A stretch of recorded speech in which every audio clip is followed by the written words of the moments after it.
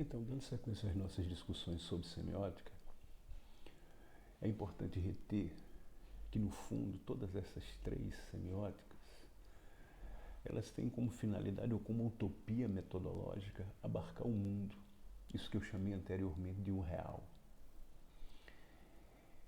Então, de alguma maneira, cada vez mais elas caminham para pensar a biosfera como permeada pela semiosfera.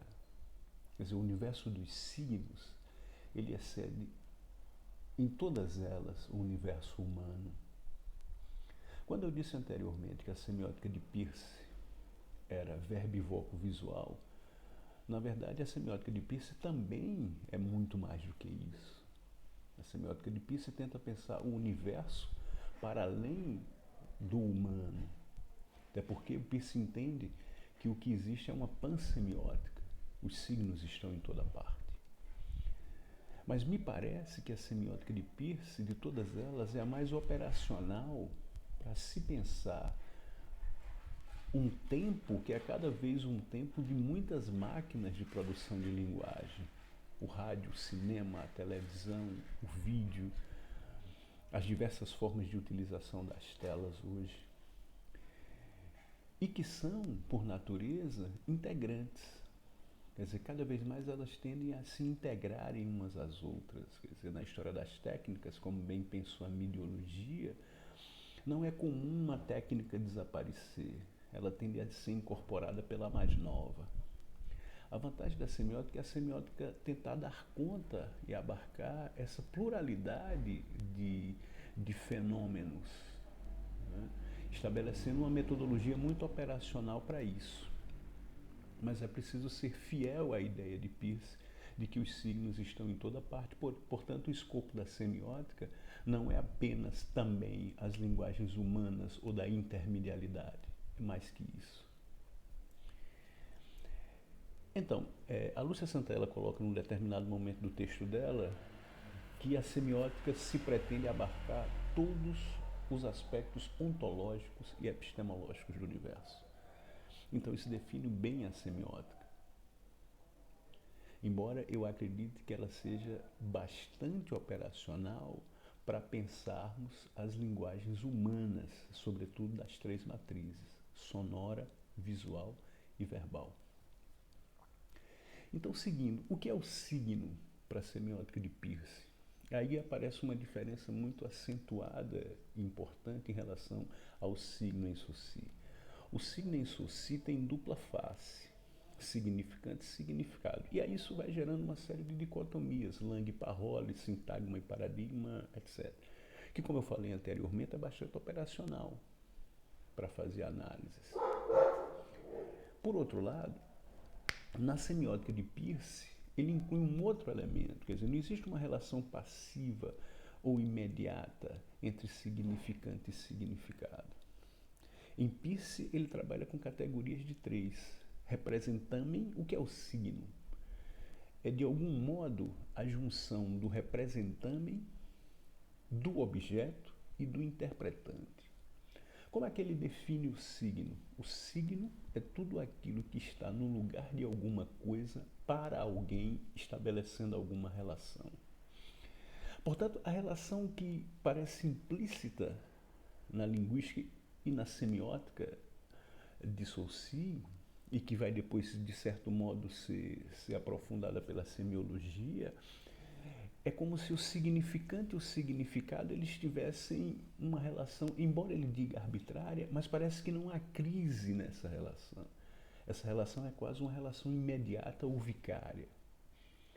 Peirce vai problematizar isso, quer dizer, Peirce vai mostrar como a relação entre o significante e o significado, em tese, uma das formas do objeto em Peirce, é mediado pelo interpretante, é mediado pela cultura, de tal modo que a relação entre o significante e o seu significado em si, é preciso, nessa relação, inserir como as culturas, os hábitos interpretativos, a educação, os preconceitos, né, as questões, os modos de vida, as questões de natureza étnica, de classe, de gênero, quer dizer, como isso tudo formata e condiciona a nossa relação com as coisas.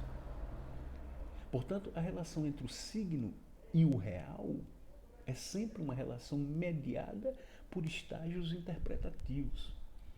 Por isso que ele chama de interpretante e não de intérprete, porque não diz respeito a um sujeito específico localizado, mas tudo que esse sujeito traz de produção da cultura, ou de produtos culturais, que ele aciona ao interpretar determinado signo. Por exemplo, entre o significante casa e o significante casa, Saussure mediaria uma série, Peirce, aliás, mediaria uma série de questões, como por exemplo, mas aonde? No Oriente? Né? Numa tribo indígena? Quer dizer, o que é que esse significante, ele não remete especificamente a um objeto particular, mas a um objeto mediado por relações e hábitos culturais. É aí que entra a função do interpretante. Portanto, nesse sentido, a semiótica de Peirce introduz um componente intercultural ausente na semiótica de Peirce. Então, o significante de Peirce é o significante de Saussure é o que Peirce chama de representamen. Esse representamen está sempre no lugar de alguma coisa, o seu objeto, estabelecendo uma relação para alguém, o seu interpretante. É assim que ele define o signo. Então, qual é a trinca peirciana? Representamen, objeto, interpretante. É diferente de Saussure, que é significante e significado. Essa diferença é fundamental. Então, esses signos, ou essa relação entre os signos, elas estão associadas às categorias maiores que Peirce chama de primeiridade, secundidade e terceiridade.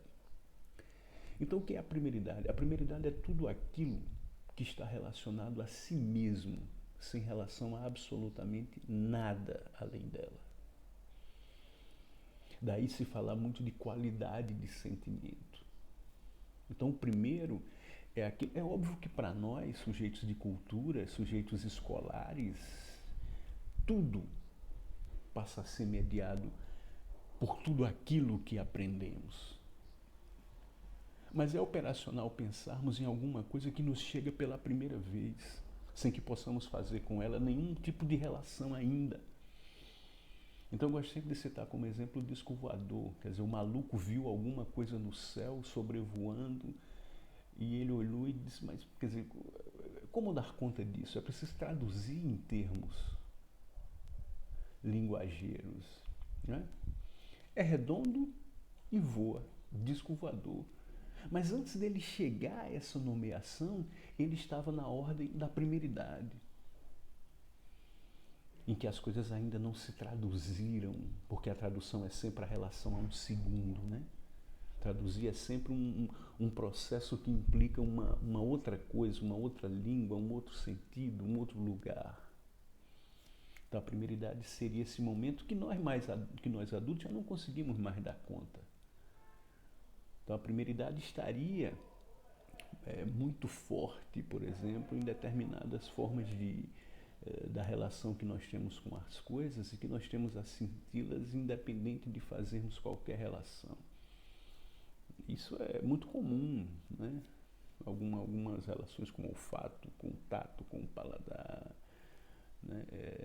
Tem muito a ver com isso. A música, sobretudo a música instrumental, é o lugar da primeiridade, porque em tese ela não remete a um segundo. Por mais que a música instrumental ela me afete e eu consiga a partir dela inferir alguns significados ou algumas relações, ela, na maior parte das vezes, a relação é ela mesma. A música não remete a uma secundidade. Como exemplo primário. Se nós quiséssemos complicar, nós íamos já dizer que a língua já é uma estrutura, a música já é uma estrutura com uma certa tradição, com um certo hábito, com uma certa história. Portanto, ela também já está inserida em outras relações. Então, essas categorias, primeiro, segundo e terceiro, elas nunca existem sozinhas. O que eu estou tentando fazer aqui é se lidar, aqui explicar uma forma de aproximação a elas. Então, a música, o sonoro, é o lugar da primeira idade. Eu vou disponibilizar para vocês um documento. Então, vê como é que Décio Pignatari define a primeira idade. Diz ele, referindo-se a um estado de qualidade ou ideia de sentimento. Seria um estado de consciência sobre o qual pouco pode ser afirmado.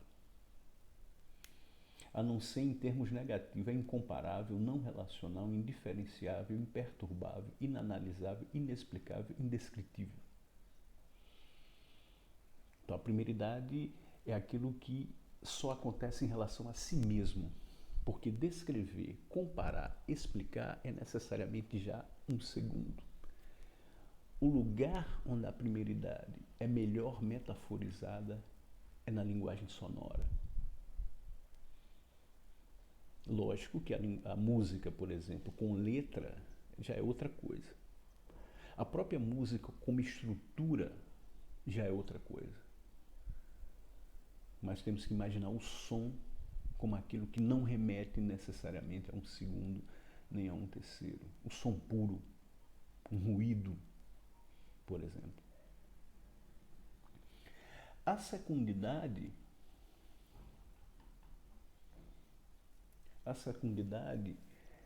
é quando essa primeira idade, esse mero sentimento, essa mera qualidade se choca com alguma outra coisa. Quando ela se relaciona com um segundo. Então, a secundidade é o lugar do objeto. Então, a secundidade é a relação, dependência, determinação, dualidade.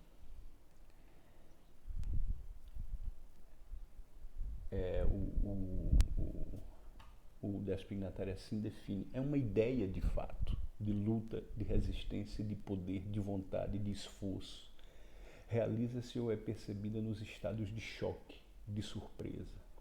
Claro que esses são estágios intensivos, mas, por exemplo, do ponto de vista das linguagens, é a imagem. Toda imagem é um duplo. Toda imagem estabelece alguma relação de 1 mais 1. Senão não é imagem. A imagem é um processo de duplicação, logo é um processo de referência, logo é um processo de indicação. Toda imagem está na secundidade. E a forma mais radical de estar na secundidade é a foto. Porque a foto, ela lambe, para voltar ao termo antigo das primeiras fotografias, o lambe-lambe, ela lambe o existente. E é um vestígio dele. Mas não só a foto. Se nós imaginarmos a Mona Lisa também é um processo de duplicação. A Mona Lisa é um processo de encontro, onde a modelo, como feixe parcial do real, na cabeça de Leonardo, encontra o seu duplo ou a sua relação no quadro. Então é isso que nós chamamos de secundidade.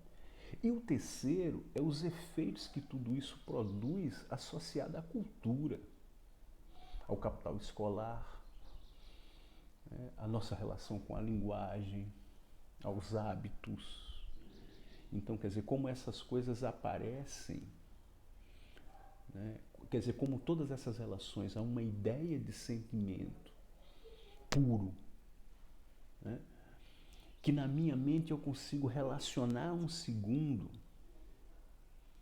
Quer dizer, como tudo isso é mediado por um terceiro pelas relações culturais. É aí que aparece a terceira idade. Então, o que a Lúcia Santaella vai fazer no texto dela é exatamente esse percurso. da mera qualidade, no caso do quadro, as cores, os traços. Então, é lógico que quando a mente apreende tudo em cheio. As cores, os traços, mas também o que eles indicam, uma mesa. Mas não só isso. Quem conhece pintura, é um quadro de Henri Matisse de determinado período associado a determinado estilo. Então, a mente faz isso tudo ao mesmo tempo. O que Santa Ela faz? Ela particulariza isso didaticamente. Então, a primeira idade são as cores, são os traços, aquilo que não remete a nada ainda.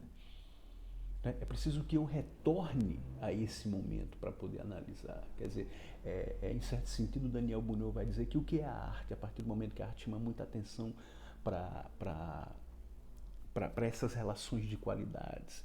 A arte é um processo de inversão civilizacional. Quer dizer, a experiência estética é uma experiência de retorno às primeiridades. Então, no quadro aparecem essas qualidades, as cores, os traços, para num segundo momento se começar a analisar o que ele indica e o modo como ele indica. Né? Que é, por exemplo, diferente de um quadro renascentista. É outra concepção de figuração. E aqui é a secundidade. E a terceira idade é incluir o quadro em todo o seu contexto cultural, na história da pintura, por exemplo. Mas não só na história da pintura, na relação de cada intérprete com ela. É isso tudo que vai formar o terceiro, o interpretante. Então, num primeiro momento, o quadro visto em si mesmo,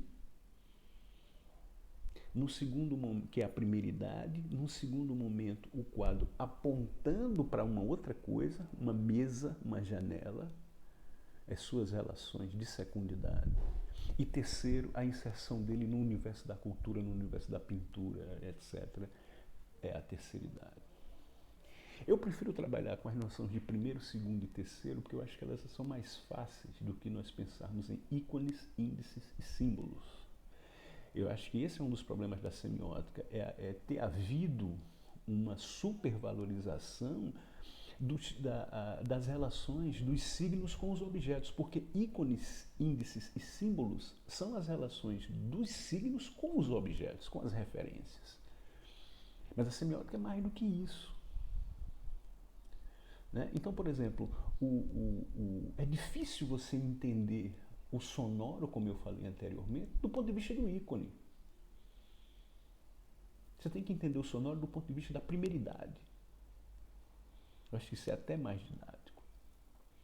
Então, ícones, índices e símbolos são os modos de relação do signo com os referentes. Então, a minha sugestão é que nós pensemos nas categorias de primeiro, segundo e terceiro. Os objetos em si mesmos, os objetos nas relações, os fenômenos em si mesmos, os fenômenos nas relações que eles estabelecem e os fenômenos nas relações que eles estabelecem inseridos nas culturas. Isso é a semiótica de Peirce.